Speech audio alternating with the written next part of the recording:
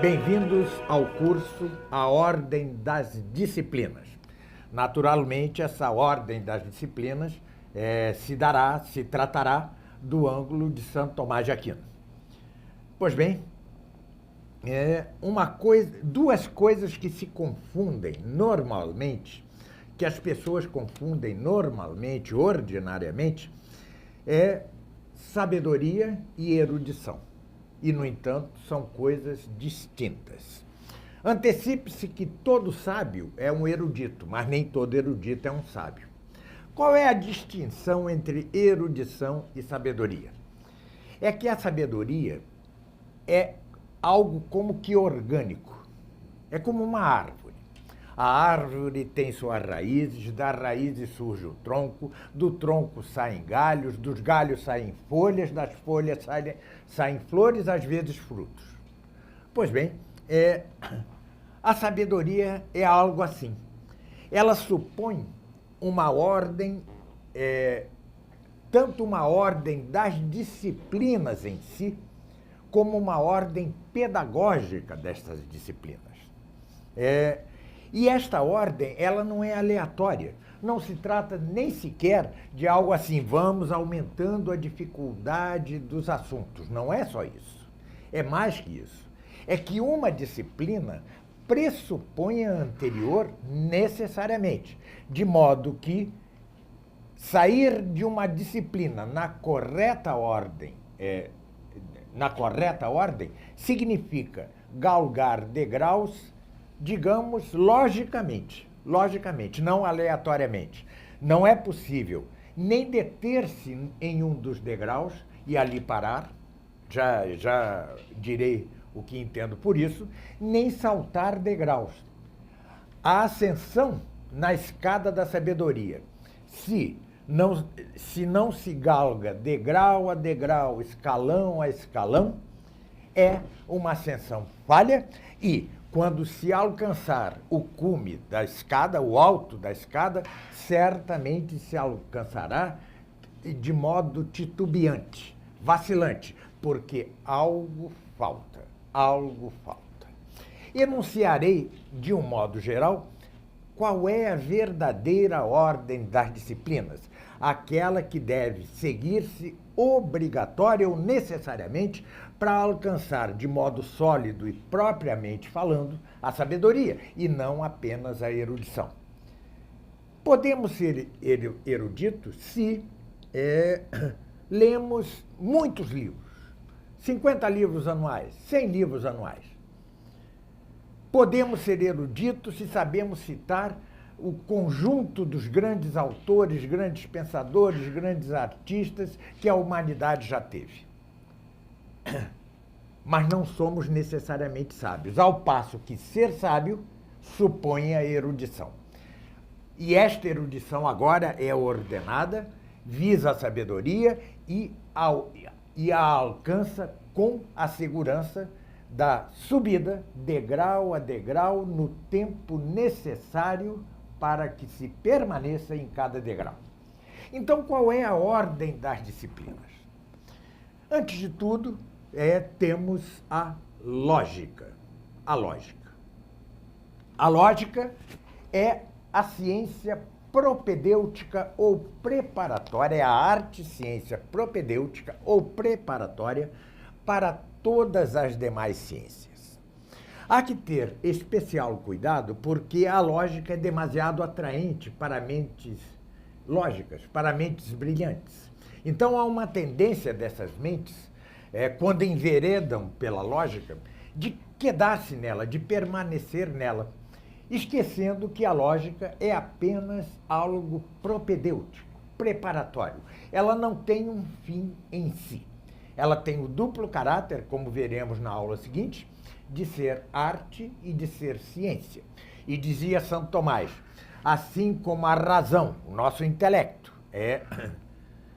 conseguiu criar uma arte que regesse a nossa mão na arte de edificar casas, assim também nossa razão erigiu uma arte que conduza, que dirija o ato mesmo da razão em ordem à ciência, com facilidade, com ordem e sem erro. Né? Então, eis a importância da lógica. Ela é, complexamente falando, isso não é possível tratar aqui, ela é arte conquanto também seja ciência. Mas o seu traço principal é que ela é preparatória, é algo pressuposto para todas as demais disciplinas. Aliás, diga-se que o próprio nome disciplina já implica a noção de ordem. Quem é disciplinado é ordenado. Quem tem disciplina tem ordem. Então, mesmo o nome disciplina engloba ciências e artes e já supõe esta ordem que estou dizendo.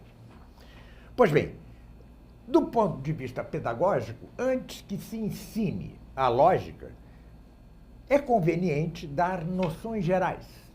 Noções gerais, as mais importantes, aquelas que perpassarão toda a subida de nossa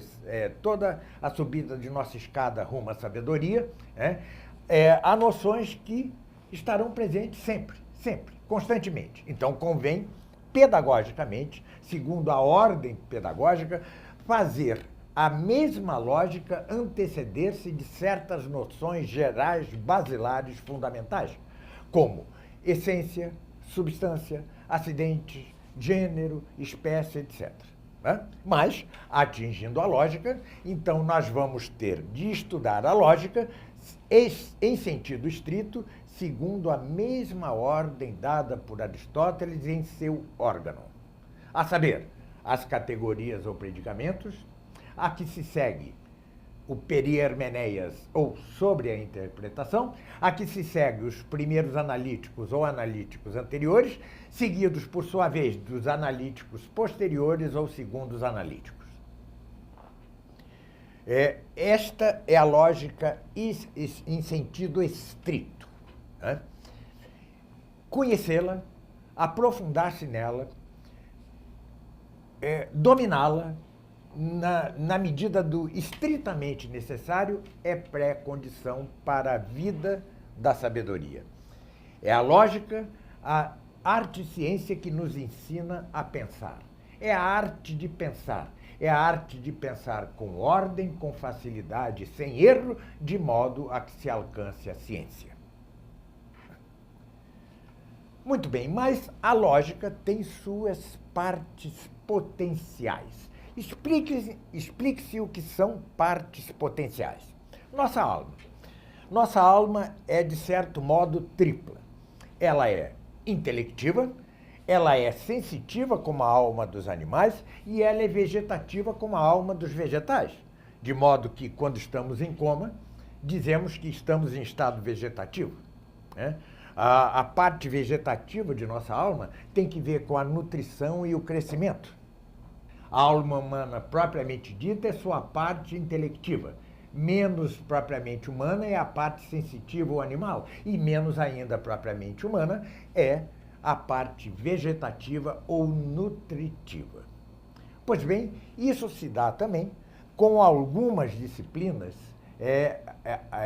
anexas, digamos assim, à lógica. Isso eu explicarei detidamente na terceira aula de nosso curso. Que partes são essas? São a dialética ou a arte de alcançar a opinião mais provável. Segue-se a dialética, aliás, estudado no livro Os Tópicos, de Aristóteles, que Aristóteles estuda em seu livro Os Tópicos. Segue-se a dialética ou tópica, a retórica, estudada no livro A Retórica, de Aristóteles, que é a arte de fazer propender ao verossímil mediante a suspeita de verdade.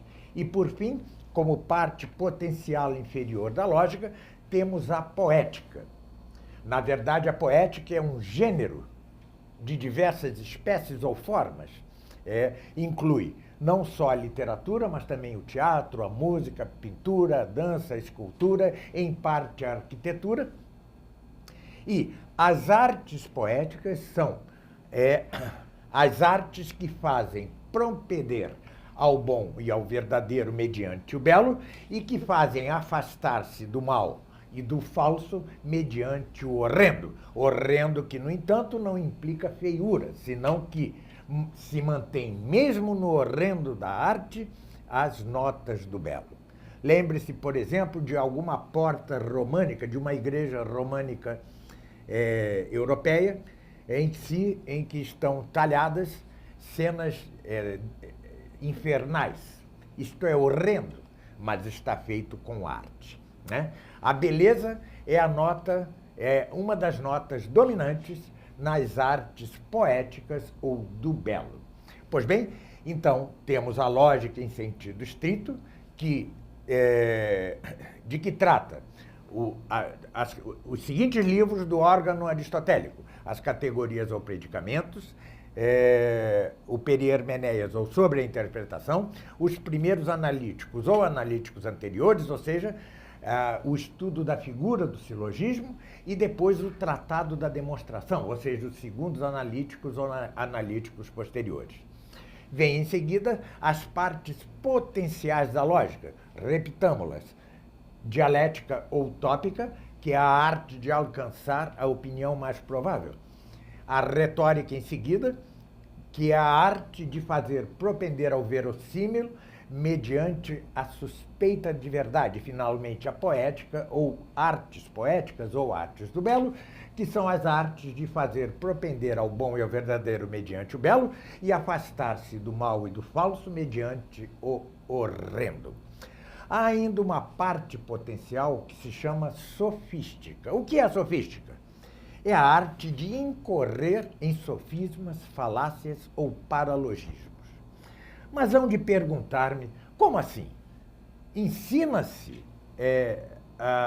o aluno a incorrer em paralogismos, em sofismas, em falácias? Sim. Assim como o delegado ou o policial deve aprender a arte, entre aspas, do batedor de carteira para poder agarrá-lo no momento de seu crime. Então, quando estudamos a arte de incorrer em sofismas ou falácias, aprendemos duas coisas. Primeiro, a flagrá-la naquele que incorre nelas, em nosso adversário. E nós mesmos aprendemos com esta arte, que é uma parte potencial da lógica também, aprendemos nós mesmos a não incorrer em sofismas, em falácias, em paralogismos. Um parêntese, voltarei a explicá-lo. Na ciência, no âmbito da ciência, aliás, diga-se que ciência e filosofia, em sentido principal, são exatamente a mesma coisa. Na ciência ou filosofia, há lugar para o erro. Sim, não somos inerrantes. Se partimos de uma premissa falsa, chegaremos a uma conclusão falsa. Mas o erro, se o erro tem lugar na ciência, não assim o silogismo ou falácia ou paralogismo. O silogismo ou falácia ou paralogismos são erros de argumentação, são erros de silogismo. E está aí a lógica, os primeiros analíticos e os segundos analíticos de Aristóteles, exatamente para ensinar-nos a fazer silogismos corretos, argumentações corretas, argumentos corretos. Pois bem, note-se que na nossa vida, nós não seguimos nesta ordem. Nós começamos, em geral, pela poética, pela parte potencial ínfima da lógica. Com efeito, quando somos crianças, já nos aventuramos pelos filmes, já nos aventuramos pelos livros, já nos aventuramos pela música, sobretudo se for boa. Ou seja, começamos pelas artes poéticas e vamos galgando esses degraus de modo a atingir depois a retórica. Depois devemos aprender a opinar, né? E não a opinar como faz o mundo atual em seu manicômio de vozes, né? E para, enfim, alcançar a lógica e depois a ciência, já que a lógica é aquilo que permite a ciência. Mas, na hora de ensinar, tanto no ordo sustentationis das disciplinas, como na ordem pedagógica das disciplinas, é preciso começar por cima. Porque como saberemos que, na dialética, alcançamos a opinião mais ou menos provável, se antes não sabemos qual é a certeza? Então, na ordem pedagógica, inverte-se a coisa. Ao ensinar, eu começo pelo alto, que será a régua de todas as partes subjetivas da lógica. Muito bem? Tendo já domínio da lógica e de suas partes subjetivas, podemos, então, passar para a importante ciência que se chama a física geral. Quanto a isto, há enorme confusão e vou tratar aqui em uma das aulas deste curso especialmente sobre a física geral. A física geral é a que trata a natureza segundo as 4 causas descobertas por Aristóteles. A causa material, ou aquilo de que alguma coisa é feita. A causa formal, ou aquilo que a coisa é. A causa eficiente, aquilo pelo qual a coisa é feita. E, finalmente, a causa final, aquilo para o qual a coisa é feita. É em torno destas 4 causas e do conceito de ato, potência, etc., que gira a física geral. A física geral. Se não houvesse nada além do mundo sensível e natural que nos cerca, se não houvesse aquilo que Platão chamava o suprassensível, o além do sensível, que Platão acreditou alcançar mediante sua chamada segunda navegação, voltarei a falar disso, se não houvesse nada além do corpóreo, do material, do sensível, do ente móvel, porque o ente móvel é o que propriamente a física geral estuda, se não houvesse isto, a física geral seria a sabedoria. A sabedoria. Antecipe-se um pouco o que é o sujeito de uma ciência. Vocês hão de ter lido várias vezes objeto da ciência. Não, não é verdade. O melhor termo, o objeto formal da ciência, chama-se sujeito. E por que se chama sujeito? Analogamente, é o que se dá na oração gramatical. Sujeito de uma oração, José, caminha. Caminha é o predicado e ele é atribuído ao sujeito que é José. Isso na oração gramatical. Da mesma forma, nas ciências, o sujeito é aquilo a que tudo que se estuda na ciência é atribuído formalmente. Suas propriedades, suas causas, suas partes, etc. Por isso se chama sujeito. Aristóteles ainda o chamava gênero sujeito. Pois bem, o sujeito da lógica é o ente móvel.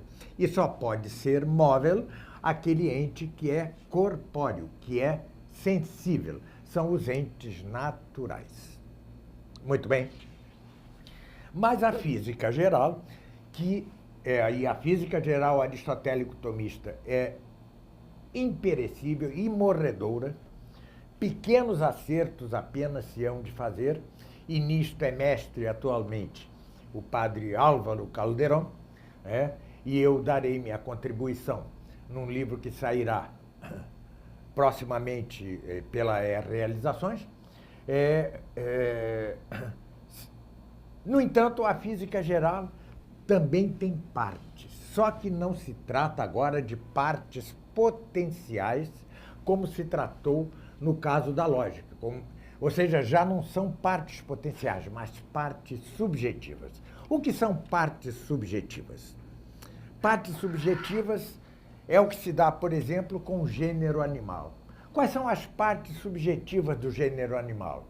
O homem e os brutos. O cisne, o cavalo, o cão, são como espécies do gênero animal. Então, analogamente, as partes subjetivas da lógica são como espécies de um gênero, analogamente. E que partes subjetivas são essas? De cima para baixo, a cosmologia ou a ciência do ente móvel segundo o movimento local. Isto aqui, ó. Isto é a cosmologia. É na cosmologia, como voltarei a falar neste mesmo curso, que caducou completamente, ou quase completamente, o aristotelismo-tomismo.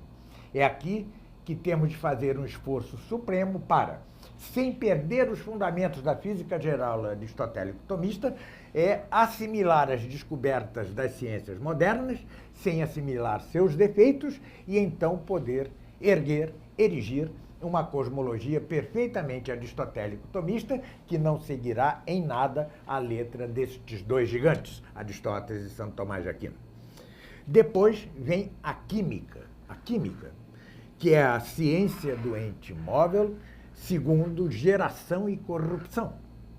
Depois vem a biologia ou ciência da vida, que é a ciência do ente móvel segundo aumento e diminuição, para terminarmos na psicologia, e que em grande parte é antropologia ou ciência do homem.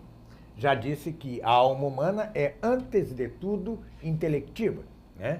E propriamente humana enquanto intelectiva. Enquanto estuda isso, a psicologia é uma antropologia.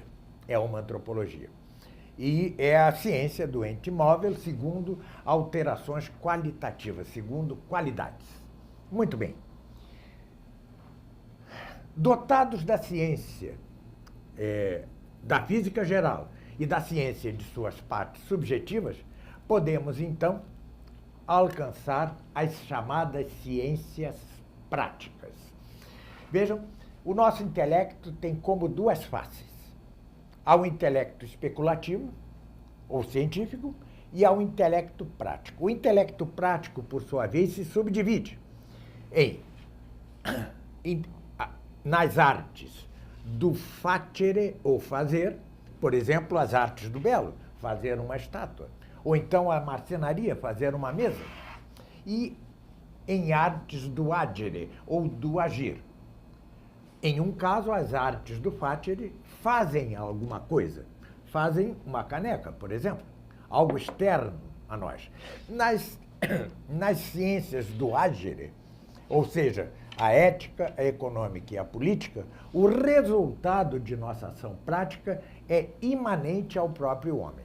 Pois bem, estudada então a alma humana, podemos saber como devemos agir em geral, tanto eticamente, ou seja, com relação a cada um de nós mesmos, economicamente, ou seja, com relação à família, com extensão à sociedade, e, finalmente, politicamente. A ciência prática da política é a ciência arquitetônica dentre as ciências morais, porque trata exatamente do governo da multidão. Grande confusão se faz hoje com a econômica, né?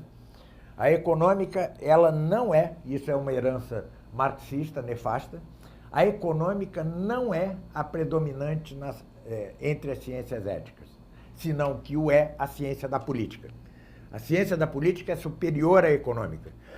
E a econômica é antes familiar que política.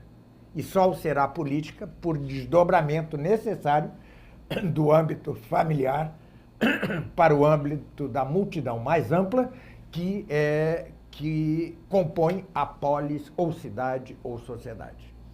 Mas são três ciências chamadas práticas, e que só é bom estudar justamente depois de já conhecermos o que é a alma humana. Com efeito, como saberemos como agir eticamente se não sabemos como a alma humana é? É preciso saber como a alma humana é na psicologia ou antropologia para depois saber como agir. Pois bem, terminado o ciclo das ciências práticas, temos então a rainha das disciplinas, a rainha das ciências, ou seja, a metafísica, que tem triplo nome. Disse metafísica porque vai além do físico. Não disse eu aqui que se não houvesse nada além do físico, a física seria a rainha das ciências? Seria sabedoria? Mas não, há algo que vai além do físico, e isso é estudado na metafísica, além do físico. O outro nome dela é filosofia primeira. Por que filosofia primeira?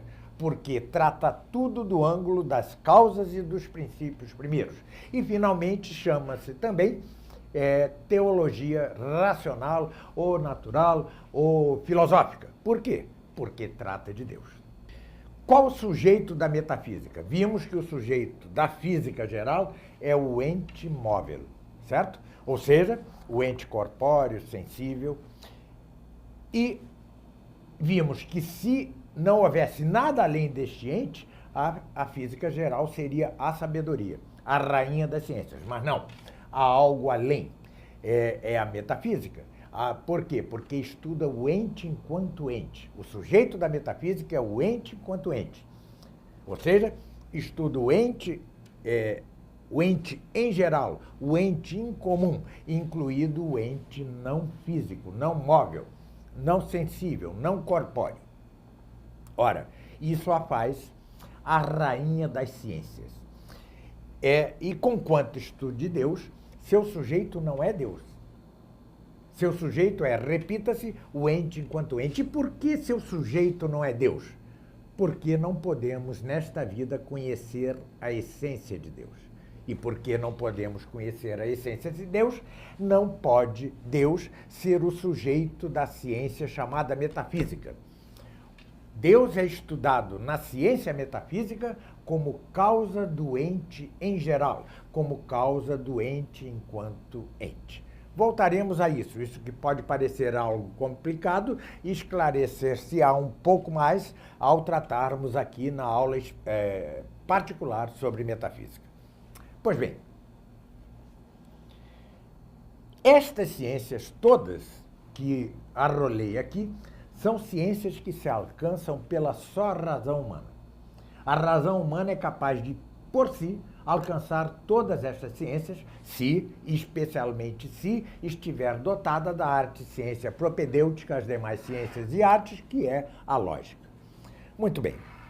Mas Deus, em sua infinita bondade, revelou-nos coisas que nossa razão não pode alcançar. Por exemplo, a Santíssima Trindade. Que Deus seja unitrino, que Cristo seja Deus, que Maria tenha dado à luz virgem. Nada disso podemos alcançar pela nossa só razão. E Deus, em ordem à nossa salvação, nos revelou algo. E é este algo um conjunto de dados, de princípios, de artigos que chamamos fé.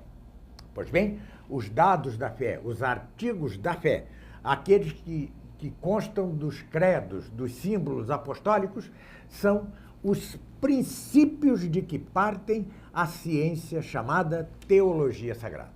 Agora, enquanto nas demais ciências, todas as arroladas anteriormente, nelas alcançamos seus princípios pela nossa própria razão, na teologia sagrada não. Dependemos da revelação divina, de modo que nos dê os princípios dessa ciência. E, pois bem, se na metafísica, o sujeito da metafísica era o ente enquanto ente, o ente em comum, e se estudava Deus enquanto causa deste ente comum, agora não. Na sagrada teologia, que depende de revelação, o sujeito é Deus enquanto Deus, e estuda-se o ente enquanto efeito de Deus. Atenção para essa diferença que é muito esclarecedora. Na metafísica, a metafísica tem por sujeito o ente em comum, o ente em geral, e estuda a Deus enquanto causa do ente comum ou ente em geral, ente enquanto ente. E a teologia sagrada, inversamente, tem por sujeito a Deus enquanto Deus e estuda o ente enquanto ente como efeito de Deus. Bom, quem atinge a teologia sagrada atinge a sabedoria possível nesta vida. Naturalmente, sabedoria também se diz em outros sentidos, né? A sabedoria prática, etc, etc. Mas a sabedoria, no sentido que dou aqui, a sabedoria é o ver tudo do ângulo das causas primeiras e dos princípios primeiros. E quem nolo dá, quem nolo permite, é a teologia sagrada, ainda mais que a metafísica. A metafísica é alcançável por nossa razão. A teologia é-nos possível graças à revelação que Deus nos dá e graças à fé que nos é infundida. Muitos de vocês já hão de haver ouvido que a filosofia é serva da teologia, ou seja, todas aquelas disciplinas que culminam na metafísica são servas da teologia, e o são. Porque a teologia e a fé, de per si, não necessitariam da filosofia. Mas, como nosso intelecto é demasiado débil, até para permanecermos na fé, temos de recorrer às ciências alcançáveis pela nossa mesma razão, como servas, como sustentáculo, como apoio ao nosso débil intelecto ao estudar a sagrada teologia. Fazendo, permanecemos mais firmemente na fé, porque, com efeito, a fé é vertida no vaso da razão. Se este vaso da razão está fendido, rachado, a fé tende a escorrer por suas fendas. É com boas doutrinas, é com o aristotelismo-tomismo ministrado e aprendido na correta ordem das disciplinas que como que vedamos o vaso de nossa razão, como que o soldamos para que se impeça assim que a fé se nos escorra por suas fendas. Muito obrigado pela atenção, dada este prólogo de nosso curso, e até a segunda aula, quando tratarei da lógica em sentido estrito. Até lá.